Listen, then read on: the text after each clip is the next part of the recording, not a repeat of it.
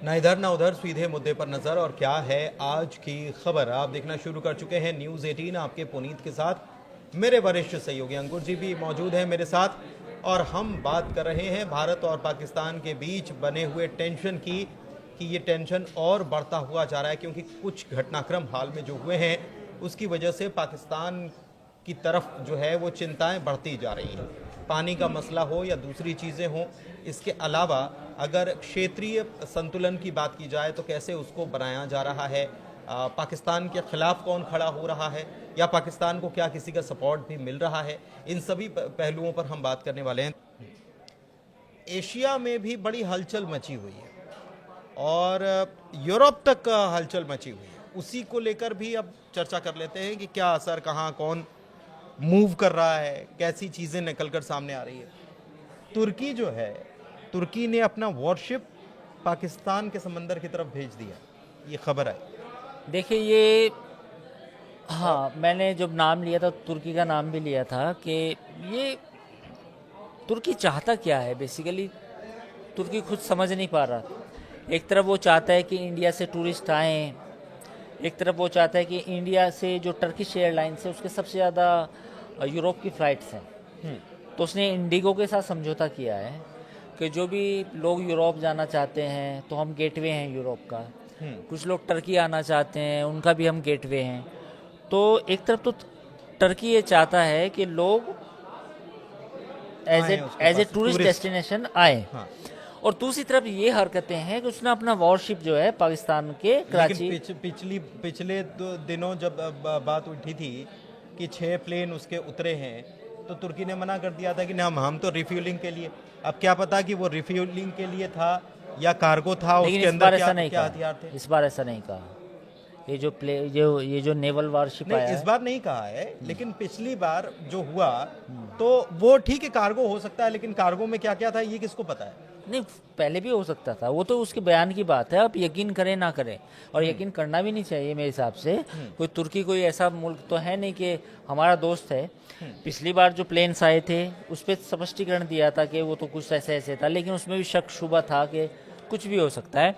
लेकिन इस बार जो नेवल वॉरशिप आया है तो खुलने में दिख रहा है कि वॉरशिप है, और जब वॉरशिप आया है तो क्या करने आया है, कराची पोर्ट पे डॉक किया गया है, तो क्या करने आया है। तो ये तो सवाल है। वो इसलिए आया है कि उसको दिखाना है कि भाई हम तुम्हारे साथ खड़े हैं, तुम्हारे पे कुछ होता है, इंडिया पे दबाव बनाने के लिए।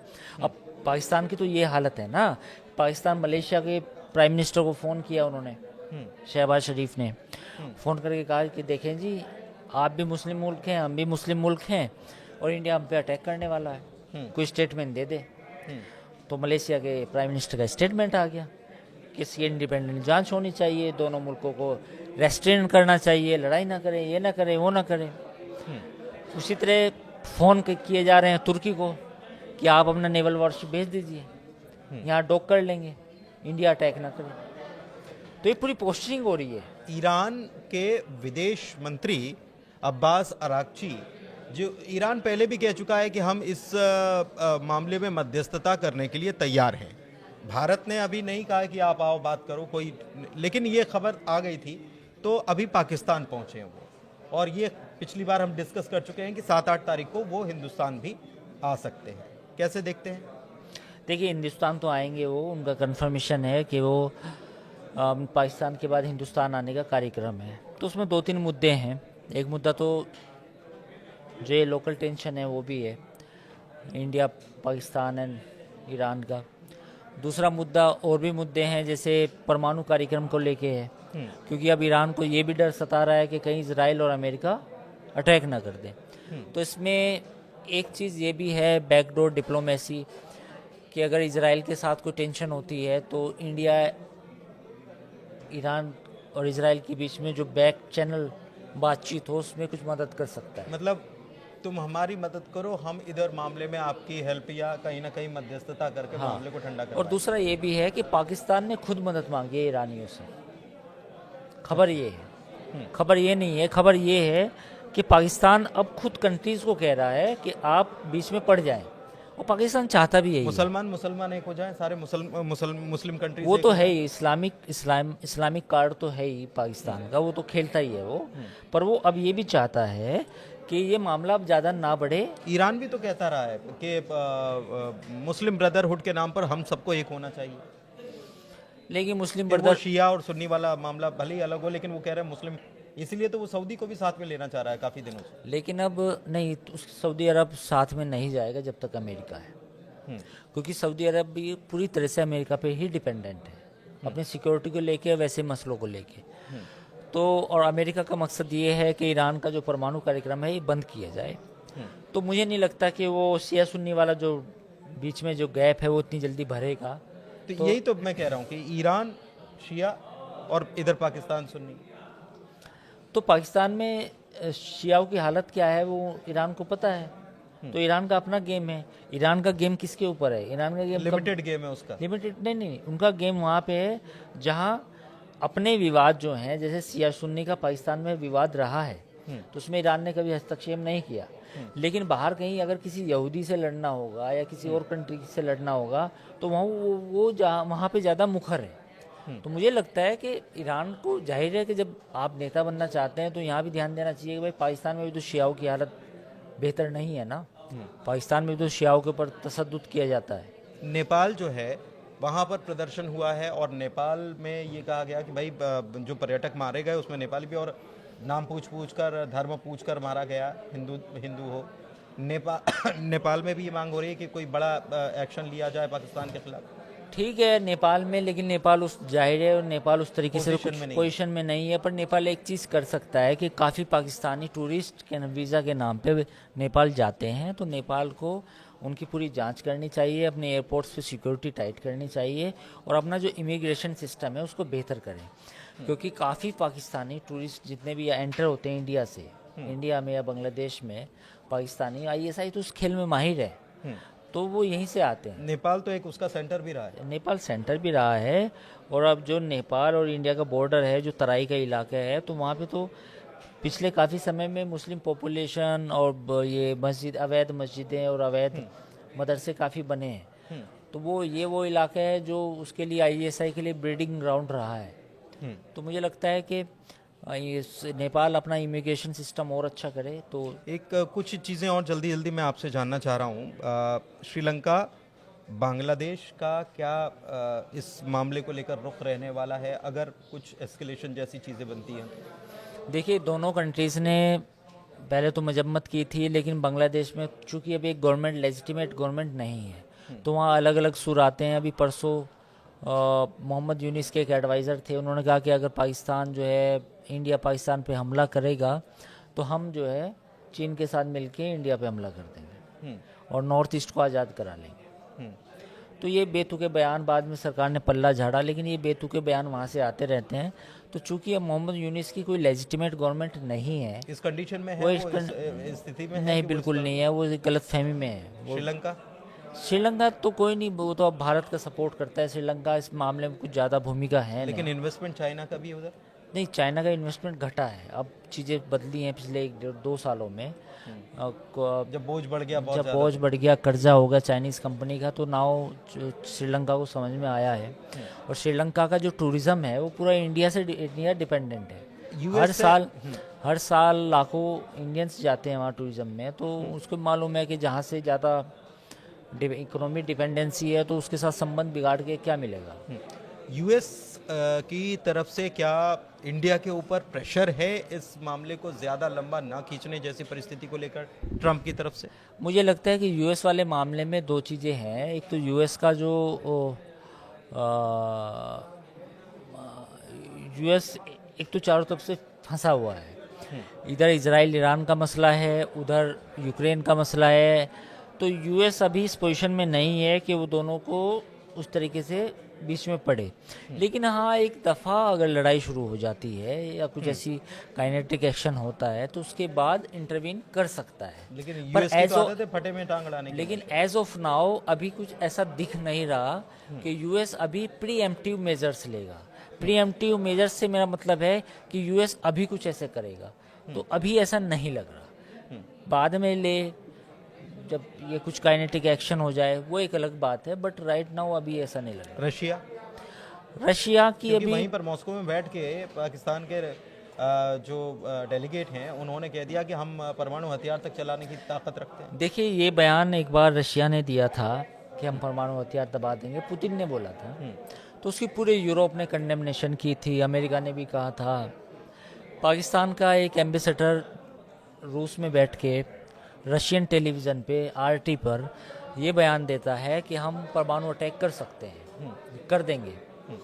तो पूरी दुनिया शांत है, पूरी दुनिया को कुछ असर ही नहीं हुआ। ना अमेरिका का कोई बयान आया, ना किसी यूरोपियन कंट्री का बयान आया, ना किसी और का बयान आया कि ये क्या बेवकूफ़ जाहिलों वाली बात कर रहे हो। आपने आप 10 बम मारोगे, अगला आपके ऊपर 20 मारेगा, आपका नामो निशान कर देगा, वहाँ गड्ढा कर दिया जाएगा पूरे पाकिस्तान में। और उसके बाद जो डिवास्टेशन होगा, जो पूरी नस्लें होंगी वो बर्बाद हो जाएंगी। कैसे बेवकूफ़ी वाली बातें करते हैं। तो एक मेंटल लेवल होता है एक बंदो, बेसिकली इनके पास कुछ नहीं है। ये पहले हमला करते हैं छुप के और फिर कहते हैं हमारे पास परमाणु बम है, बस दबा देंगे दबा देंगे दबा देंगे दबा देंगे दबा देंगे दबा देंगे। ये है पूरा गेम, और जिसी गेम को डिकोड करना है सिक्योरिटी एक्सपर्ट को। मतलब ये कह ले हम कि परमाणु ताकत पाकिस्तान ने हासिल भले ही कर ली हो, लेकिन ताकत का एक जो डेकोरम मेंटेन किया जाना चाहिए वो मेंटेन नहीं वो कर पा रहा। मेंटेन नहीं है, वो आप कह नहीं सकते। वो कहते हैं परमाणु बम है, कुछ भी पूछे परमाणु बम है, बम फेंक दूंगा, बम फेंक दो, बम फेंक दो, बम फेंक दूंगा। ये क्या है, क्या है ये? अच्छा, एक चीज़ और है, मैं जल्दी से जानना चाह रहा हूँ, पाकिस्तान की पोजीशनिंग जो है वो क्या है? बीते कुछ दिनों से जो खबरें आ रही हैं वो गड़बड़ा रही है। अफगानिस्तान से हमारी बातचीत चल रही है, वहाँ पर उन्होंने कह दिया कि भाई जो किया है पाकिस्तान ने ये गलत किया है। दूसरी तरफ पख्तून और बलोच इन्होंने भी कहा है, और खबर आई है, जो अभी अभी खबर आई है वो मैं आपको बता रहा हूँ कि अगर ऐसी परिस्थिति बनी तो हम सपोर्ट हिंदुस्तान को करेंगे। कुछ आई है। लाल मस्जिद से भी खबर आई है। लाल मस्जिद का एक वीडियो वायरल हो रहा है जिसमें मौलवी कह रहे हैं कि अगर भारत पाकिस्तान की जंग हुई तो आप किसका साथ देंगे? तो वहाँ कोई हाथ नहीं उठाता। क्या आप पाकिस्तान का साथ देंगे? एक बंदा नहीं बोला कि हाँ हम देंगे। दूसरा, पख्तूनिस्तान या खैबर पख्तूनवा से भी खबर आई है कि एक मौलवी कह रहे हैं कि अगर भारत पाकिस्तान की जंग हुई तो इंशाअल्लाह ताला जो है हम आज़ाद हो जाएंगे, है ना। तो भारत की फ़ौज आने वाली है, हम आज़ाद हो जाएंगे। तो ये सब चीज़ें हैं। बेसिकली जब 1947 में पाकिस्तान बना था तो एक कौमी नज़रिया दिया गया था कि आप सब मुसलमान हैं, भूल जाएं पाकिस्तानी हैं, आप सब भूल जाएं सिंधी हैं, आप सब भूल जाएं पख्तून हैं, आप सब भूल जाएं बलूच हैं, आप सब भूल जाएं पंजाबी हैं। आप मुसलमान हैं, आपकी एक मादरे ज़बान उर्दू है, ना सराइकी है, ना पंजाबी है, ना बलूच है, ना सिंधी है, आपकी कोई ना बोली है, आपका मजहब भी एक है, आपका ये भी एक है। तो जब ये सब ड्रामा किया गया तो उसके बाद 1971 में पाकिस्तान टूट के अलग हो गया। तो दो कौमी नज़रिया ठाए ठाए फिस हो गया। यानी कि आपने कहा था कि हम तो एक कौम है, वो दूसरी कौम आपसे अलग हो गई। बांग्लादेश बन गया।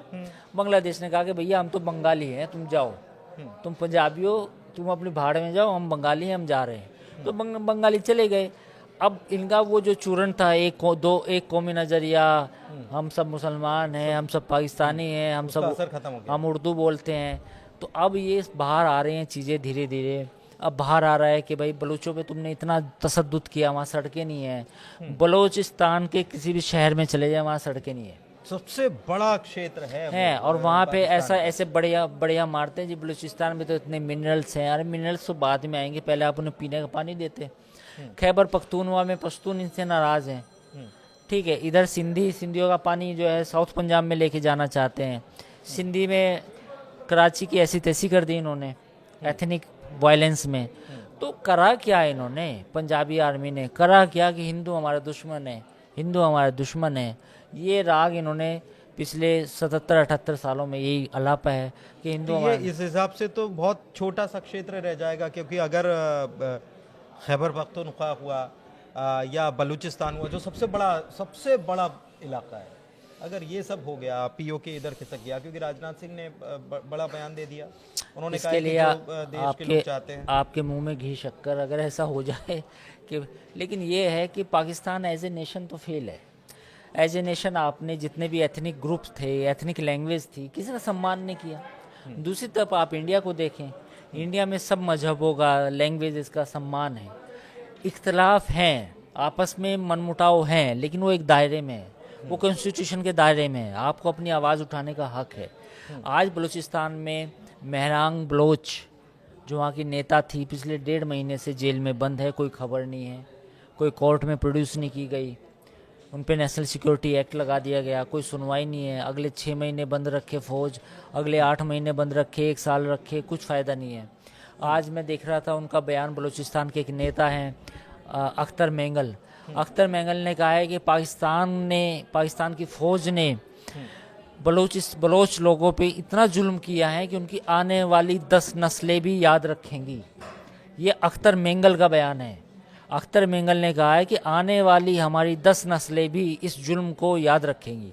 तो आप सोचिए कि जो इतना जुल्म करते हैं, और सिर्फ क्या कि एक तो हमें पाकिस्तान की सिक्योरिटी स्टेट बना के रखना है, फ़ौज रहेगी, क्योंकि अगर फ़ौज नहीं रहेगी तो उनके जो फ़ौज के अफसर मलाई खाते हैं वो कहाँ जाएंगे? वो तो नॉर्मल इंसान बन जाएंगे ना, नॉर्मल अधिकारी बन जाएंगे। तो ये पूरा कहानी है। एक खबर ये भी आई थी कि अगर पूरी दुनिया में देखा जाए तो सबसे ज्यादा अगर मालदार कोई है फौज में तो वो पाकिस्तान के फौजी हैं। अच्छा पुनीत, एक सवाल पूछता हूँ मैं आपसे। आपके पास 3 ऑप्शन है। पाकिस्तान में सबसे ज़्यादा ज़मीन किसके पास है? आप बता चुके हैं ये कि नहीं, आपके पास विकल्प है। मैं आपको विकल्प दे रहा हूँ। रेलवे, दूसरा है पाकिस्तान फौज, और तीसरा है वहाँ की सरकार। पाकिस्तान फौज। बहुत कम लोगों को पता होगा कि पाकिस्तान की फौज के पास, पाकिस्तान में कुछ लोग तो ये कहते हैं कि 1/3 ज़मीन पाकिस्तान फौज के पास है। 1/3 ज़मीन। जिस मुल्क में फौज के पास सब कुछ हो तो आप फिर क्या सोच सकते हैं? किसकी औकात है? बात कर लें, कोई सवाल पूछ ले मतलब ये बात सही कि है। आपने भारत के साथ जंग शुरू क्यों की?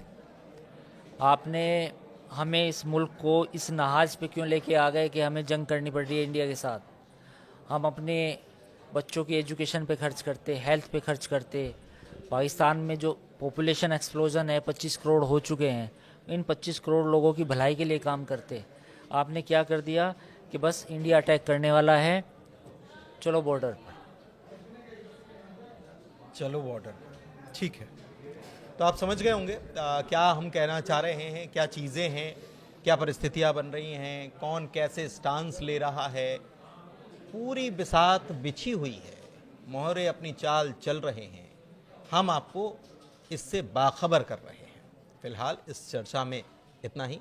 कैसा लगा वीडियो ज़रूर बताइएगा कमेंट करके। हमारे चैनल को लाइक कीजिए, सब्सक्राइब कीजिए। शुक्रिया।